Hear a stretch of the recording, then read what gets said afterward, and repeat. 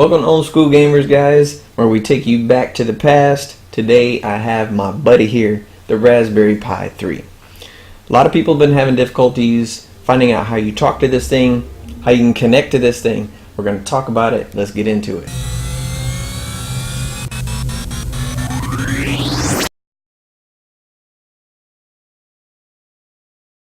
There's many reasons why you want to connect to your Pi. Not just playing games. We're talking about how to update ROMs, update your scraped media, new configs, maybe because you got a new controller, maybe you want to update the software, things like that. How do you connect up to your Pi? So besides the main method, which of course is the cable, Ethernet cable, when you plug that in, that is the easiest way because the Pi will pick up the IP automatically, and that's it, and you're done. Okay? Now if you want to do the wireless way, you got to go through the menu. Let's do that. Alright, to get to the wireless, all you got to do is make sure that your keyboard is plugged in. You will have to restart your Pi or power it down and power it all the way back up to make sure that it cuts on once you have it powered on. Go over to the RetroPie configurations and you'll scroll down to the bottom for Wi-Fi. Alright, once you're in here, go ahead and go to Connect to Wi-Fi Network. You can use your joystick if you want by using the A button or the up and down arrows and the enter key on your keyboard. So once you hit enter, just wait. It'll list all of the wireless networks available. I'm going to go down to mine, which is RetroJ. Okay, and it says please enter your Wi-Fi password. So go ahead and do that. And then once you're done, hit enter. And there it goes, it's connected. So you see that your current IP, in this case 192.168.1.8, and you're connected to SSD RetroJ. So go ahead and use your right or left keys, go to exit, and exit out. You are now connected on your Wi-Fi network.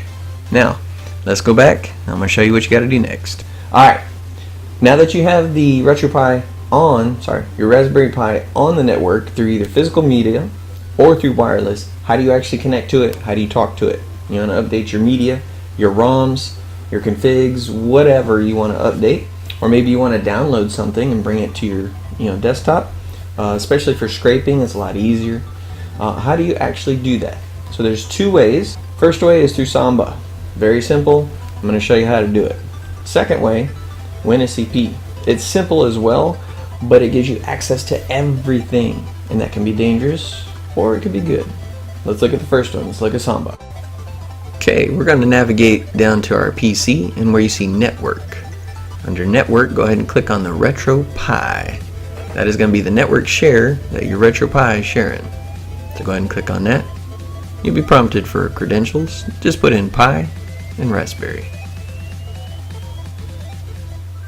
Once you've logged in successfully, you're going to see 4 folders such as splash screens. These are all the screens that you see as the system is booting up. You also see ROMs. So if you wanted to update some of your ROMs, you can navigate to the folder such as NES and go ahead and put your ROMs in here. Let's go back. Under RetroPie, you can also see all your configs. So same thing. It's broken down per system, each of the folders, and you can upload your configs there. And the last one is BIOS. It's pretty self-explanatory. If you have an updated BIOS or new BIOS, you can simply upload them here. So that's pretty convenient, pretty easy. This will actually answer 90% of what you're looking for and what you're trying to do. If you're trying to access something else though, you may need to go to WinSCP. Before we do that, let's do a quick troubleshooting. Right click on your wireless icon. Okay, go to troubleshooting. Change adapter settings. Go to Wi-Fi. Right click, go to properties. See right here, this client for Microsoft Networks. If you don't have that checked on your adapter, you will not be able to see the RetroPie. Okay, so that's for Windows 10. Make sure that that's checked. That'll alleviate a lot of headaches, guys. Alright, pretty simple for Samba. It's not too hard to set up. You can navigate through it through your network. Make sure you do the troubleshooting. If you have any issues, client for Microsoft Networks checkbox, make sure that's checked.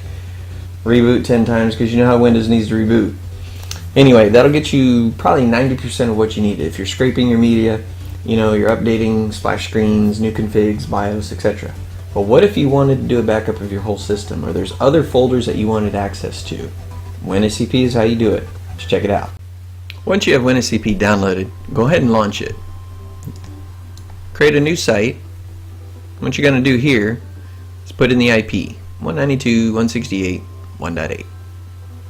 Put in your credentials, Pi, Raspberry.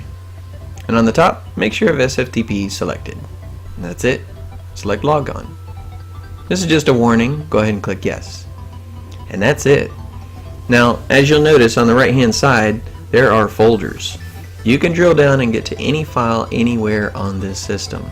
So if you have your own configuration scripts or your own advanced scripting or any kind of configuration, or if you're trying to do a backup, this is how you do it. And it's pretty simple. On the left you see your Windows folders. You can select where it says My Documents, you know, put it on your external drive or, you know, some other backup drive, or just take it to your desktop if you like. And you can drag and put all your files there, and vice versa, you can drag and put all your files back. That's pretty much it. Just be very careful in here. Raspberry Pi has been kind of a sticking point. A lot of the videos we've been doing, I've noticed a lot of comments and questions about how to connect, differences between Samba and FTP and SCP, and how to get certain files, you know, to and from, doing backups and restores. Anyway, there's been some confusion, so hopefully this helps clear it up. If it doesn't, let us know. While you're at it, don't forget to like and subscribe. We'll see you on the next video, and thank you so much for watching, guys. See ya.